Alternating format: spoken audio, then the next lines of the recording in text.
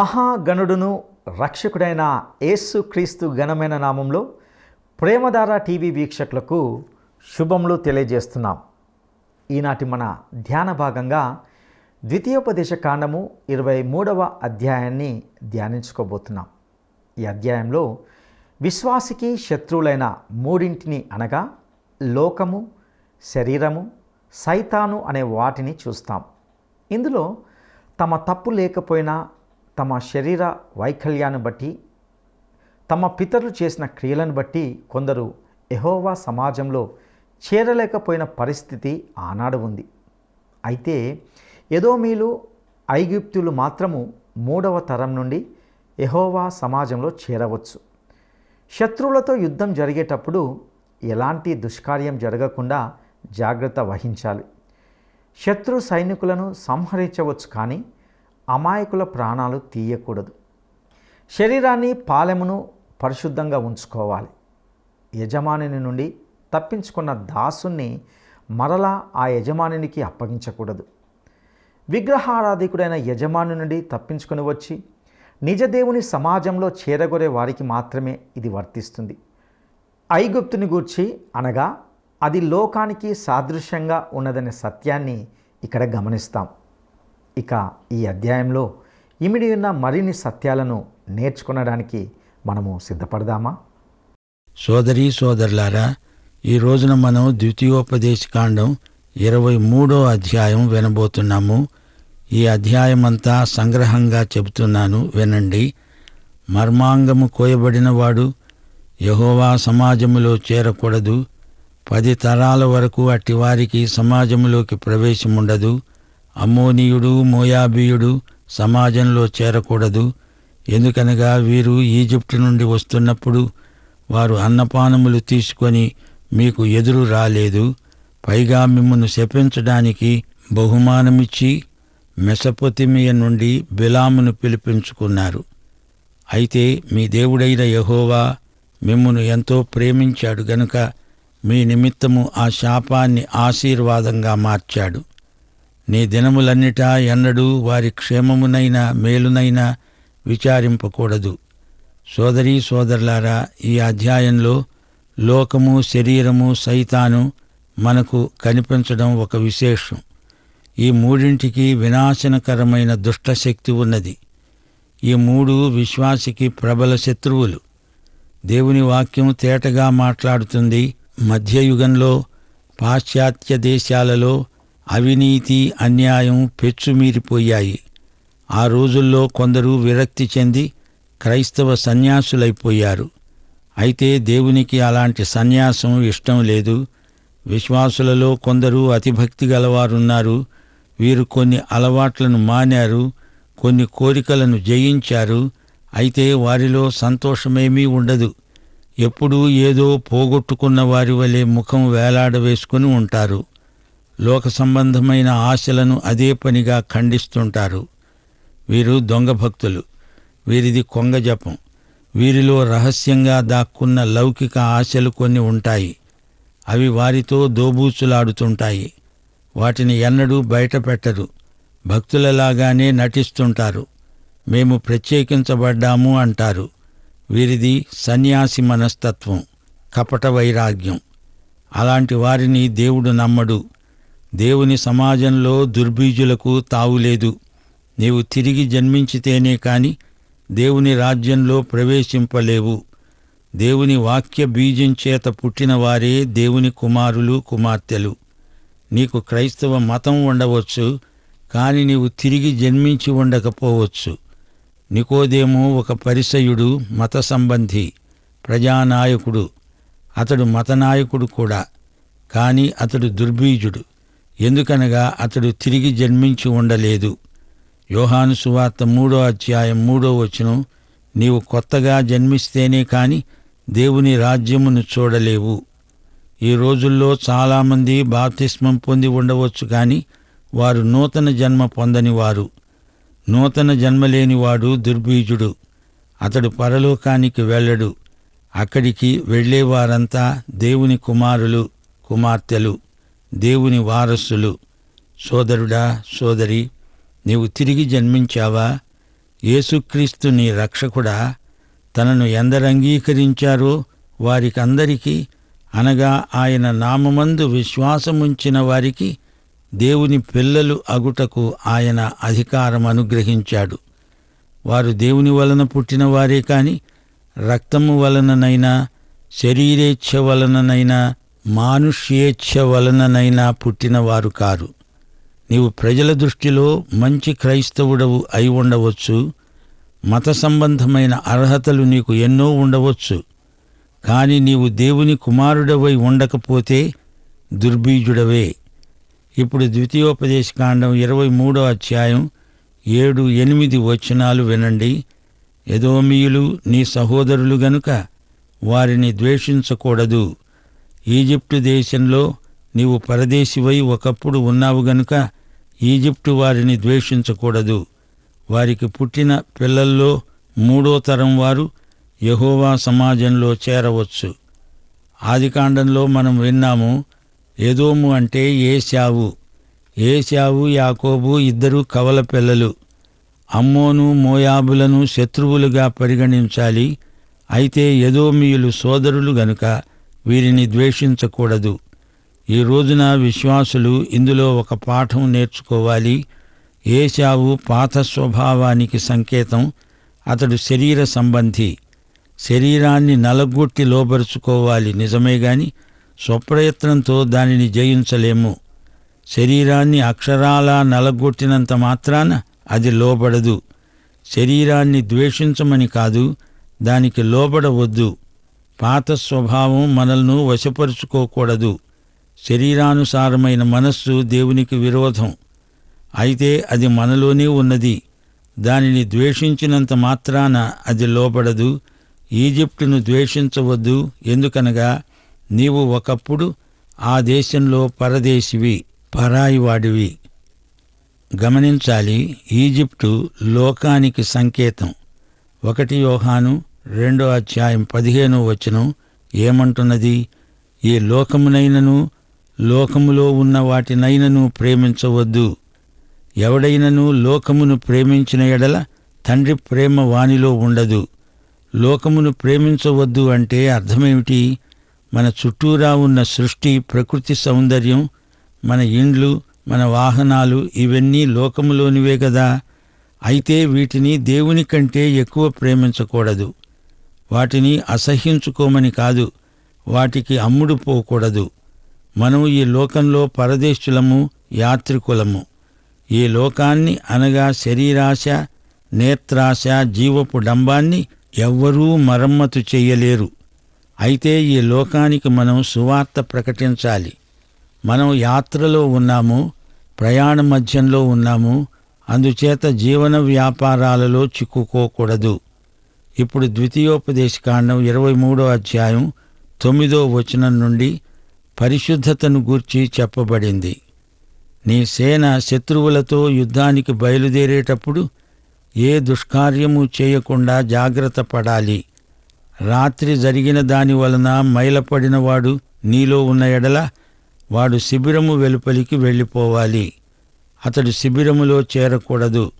సాయంకాలమున అతడు నీళ్లతో స్నానం చేసి సూర్యుడు అస్తమించిన తరువాత శిబిరంలో చేరవచ్చు. శిబిరము వెలుపల నీకు ఒక చోటు ఉండాలి. ఆ బహిర్భూమికి నీవు వెళ్ళాలి. నీ ఆయుధాలుగాక గసిక అనగా పార ఒకటి నీ వద్ద ఉండాలి.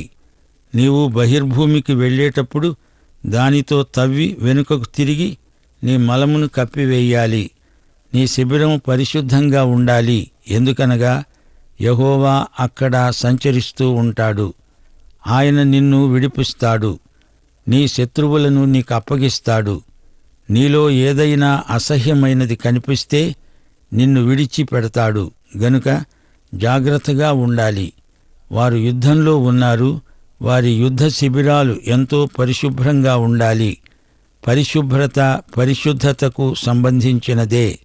శరీరం పరిశుభ్రంగా ఉంటేనే కాని మనస్సు పరిశుభ్రంగా ఉండదు. పరిశుద్ధాత్మ నీలో నివాసమున్నాడు గనుక నీ శరీరము, నీ పరిసరాలు పరిశుభ్రంగా ఉండాలని దేవుడు కోరుతున్నాడు. క్రైస్తవ సందేశం ఏ ప్రాంతాలకు వెళ్ళిందో అక్కడి ప్రజలు సువార్తను విని రక్షించబడగానే వారికి పరిశుభ్రత, పరిశుద్ధత అనే 2 ఆజ్ఞలు ఎంతో ప్రాముఖ్యమనిపిస్తాయి. మూఢనమ్మకాలు అంతరిస్తాయి. సత్య ఏక దేవారాధనకు ఫలితం పరిశుద్ధత, పరిశుభ్రత. ఈ రోజున మన చుట్టూరా ఎంతో కాలుష్యం ఉన్నది. ఈ కాలుష్య వాతావరణానికి కారకులెవరు? దేవుడు ఆరోగ్యానికి కర్తగాని కాలుష్యానికి కర్త కాడు.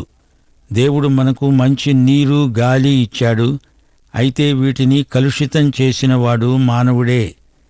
దేవుని నియమాలను పాటిస్తే ఈ సృష్టి యావత్తూ నివాసయోగ్యమై ఆరోగ్యవంతమై ఉంటుంది.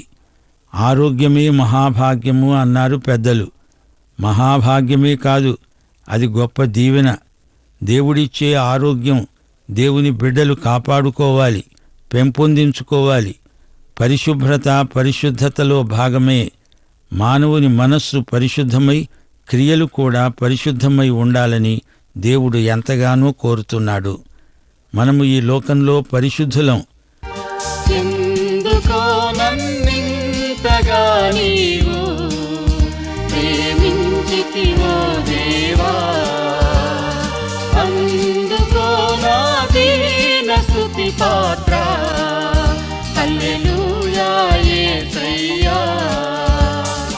ఎందుకో నన్నింతగా నీవు ప్రేమించితివో దేవా, అందుకో నా దీన స్తుతి పాత్ర. హల్లెలూయా యేసయ్యా. ఎందుకో నన్నింతగా నీవు ప్రేమించితివో దేవా.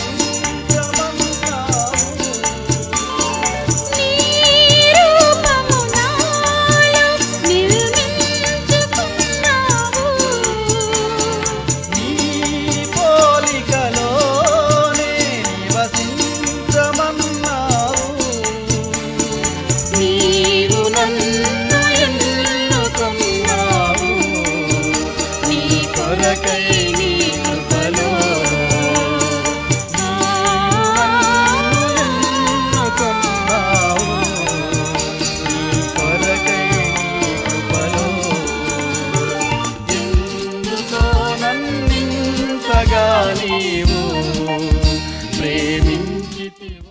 15వ వచనం నుండి వినండి.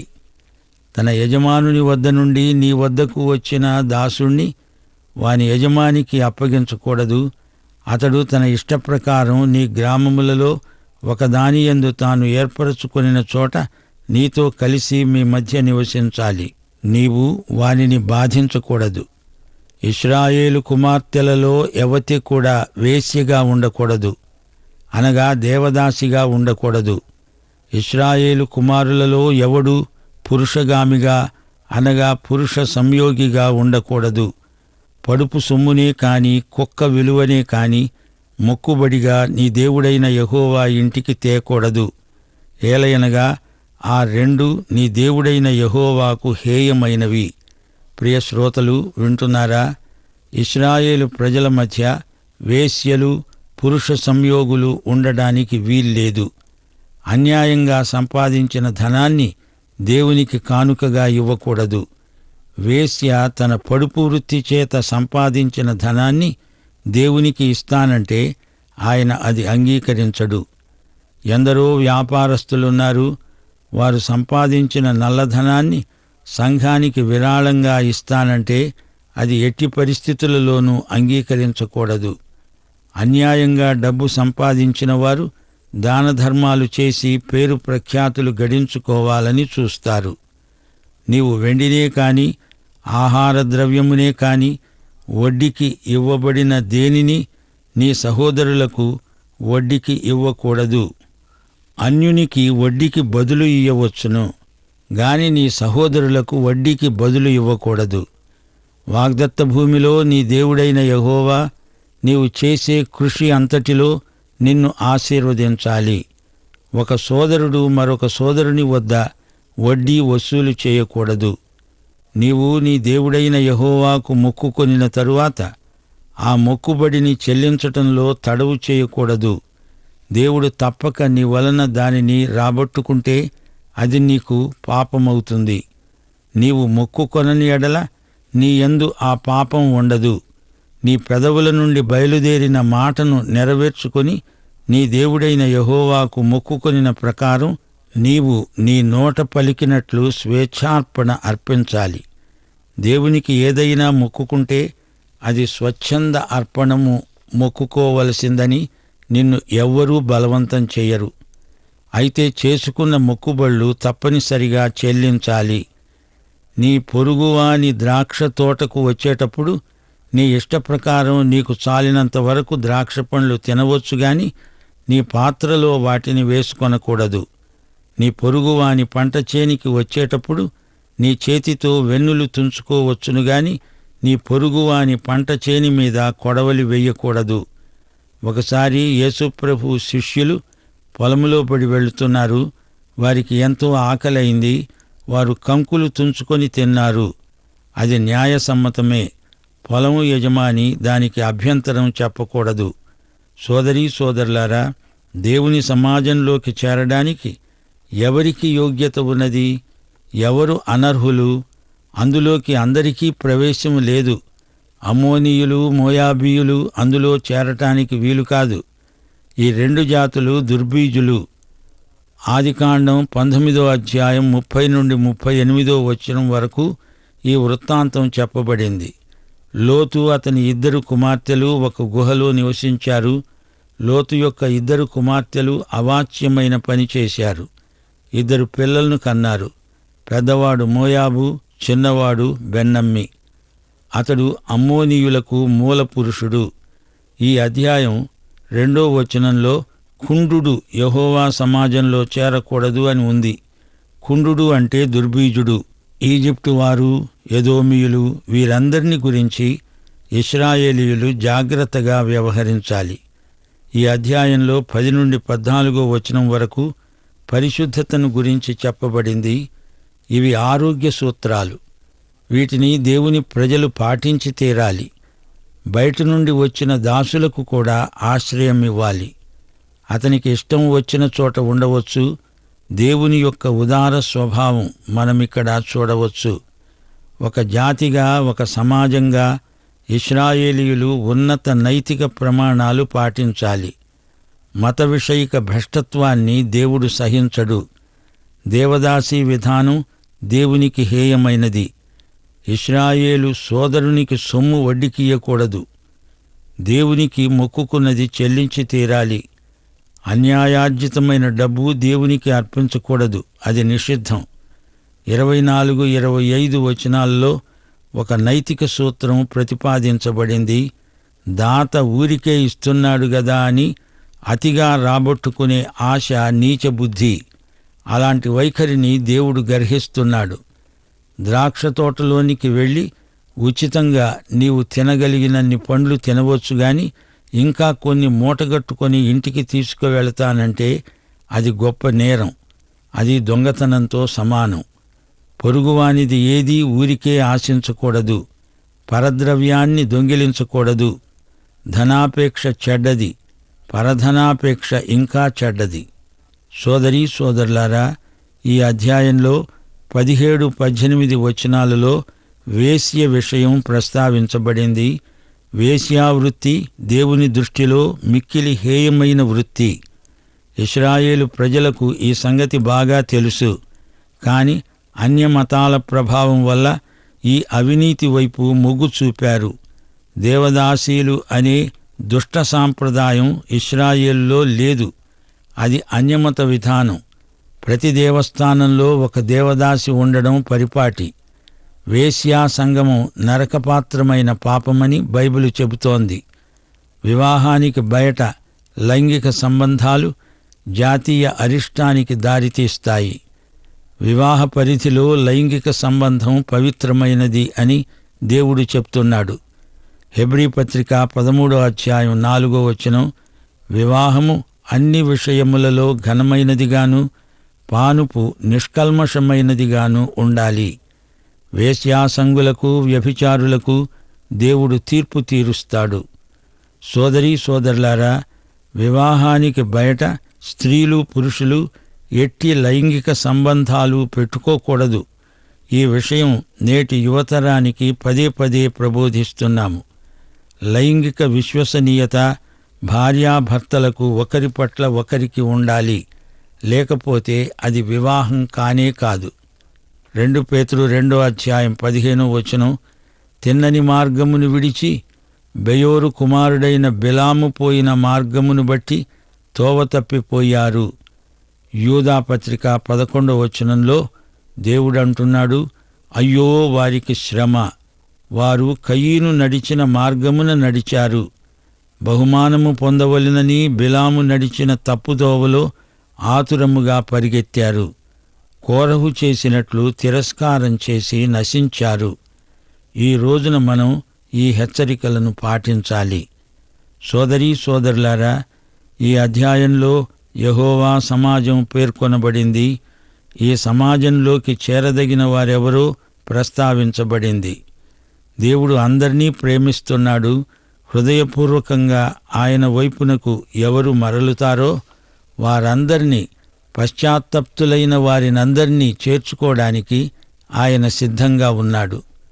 ప్రభువు నామమున ప్రార్థన చేయువాడెవడో వాడే రక్షించబడతాడు. దేవుని సమాజంలోకి రావటానికి పశ్చాత్తాపం ఒక్కటే మార్గం. అయితే బాధ్యత గల పదవులు చేపట్టటానికి భౌతికమైన అర్హతలు కొన్ని ఉన్నాయి. అనేకులు ఆ రోజుల్లో యూద మత ప్రవిష్టులున్నారు గాని వారికి ప్రత్యేక అధికారాలు ఉండవు. సాధారణ హక్కులు బాధ్యతలు ఉంటాయి. 15వ కీర్తనలో దావీదన్నాడు, యెహోవా నీ గుడారములో అతిథిగా ఉండదగినవాడు ధన్యుడు. అతడు నీతిమంతుడు, అతడు సత్యవంతుడు, అతడు పరోపకారి, ప్రమాణం చేసి తప్పడు, ద్రవ్యం వడ్డీకి ఇయ్యడు, లంచం పుచ్చుకొనడు. ప్రియశ్రోత, ఈ సందేశం విన్న నీ హృదయంలో ప్రభువైన యేసుక్రీస్తు పట్ల ప్రేమ, విశ్వాసం కలిగి ఉంటుందని నమ్ముతున్నాము. ఆయన ఎంతైనా నమ్మదగినవాడు. ఆయన ప్రత్యేకంగా నిన్ను ఉద్దేశించే ఈ పాఠంలో కొన్ని నీతి సూత్రాలు ఉపదేశించాడు. ఈ యేసును నీ వ్యక్తిగత రక్షకుడుగా ఎరుగుదువా? ఇదే అనుకూల సమయం, ఇదే రక్షణ దినం. ప్రార్థన చేసుకుందాం. ప్రియతండ్రి, నీకు మా హృదయపూర్వకమైన కృతజ్ఞతలు. నేటి పాఠాన్ని మా శ్రోతల హృదయాలకు నీవు ప్రత్యేకముగా ఆశీర్వదించి వారిని బలపరచుమని, వారి ద్వారా ఇంకను అనేకులు నీ వైపునకు ఆకర్షించబడడానికి వారికి ఉన్నత నీతి ప్రమాణాలు అనుగ్రహించుమని యేసుక్రీస్తు వారి శుభనామమున ప్రార్థన చేస్తున్నాము తండ్రి. ఆమేన్. విశ్వాసికి ప్రబల శత్రువులు ఎవరు? విశ్వాసికి ప్రబల శత్రువులు ఎవరు? 1. లోకము, మతము, ఆచారాలు. 2. సైతాను, అంత్యక్రీస్తు, క్రీస్తు విరోధి. 3. లోకము, శరీరము, సైతాను. ఈ ప్రశ్నకు సరైన జవాబును ఈ వాట్సాప్ నంబర్కు పంపండి. మా వాట్సాప్ నంబర్ 9399952570. ప్రియులారా, నేటి ఈ సందేశంలో మనము విశ్వాసికి శత్రువులైన మూడింటిని అనగా లోకము, శరీరము, సాతాను అనే వాటిని గమనించాం. ముఖ్యంగా దేవుని ప్రజలకు సంబంధించిన కొన్ని నీతి సూత్రాలను తెలుసుకున్నాం.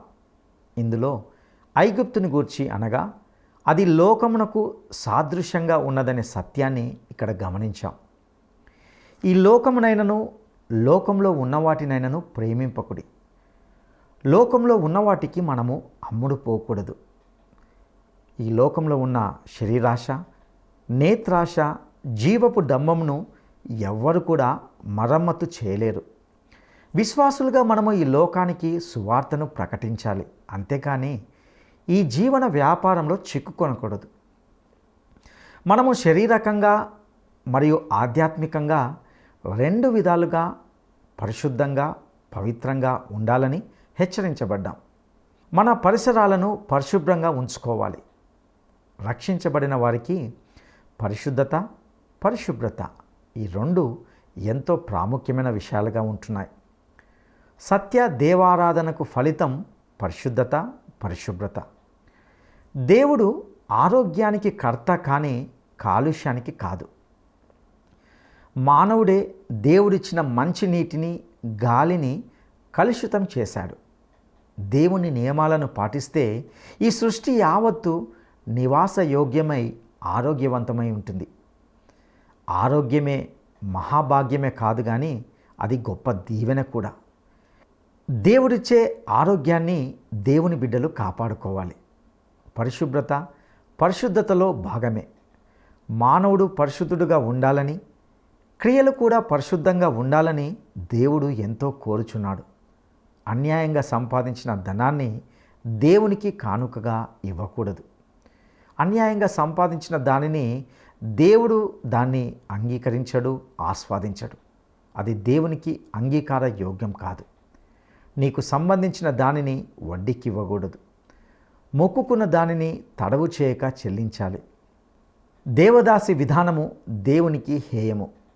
ప్రియ సహోదరుడా, సహోదరి, దేవుని ప్రజలుగా మనము వీటిని పాటించాలి. దేవుడు అందరినీ ప్రేమిస్తున్నాడు. హృదయపూర్వకంగా ఆయన యొద్దకు మరలిన వారిని చేర్చుకొంటకు ఆయన సిద్ధంగా ఉన్నాడు. అట్టి కృప మనందరికీ దయచేయనుగాక. దైవాశీస్సులు.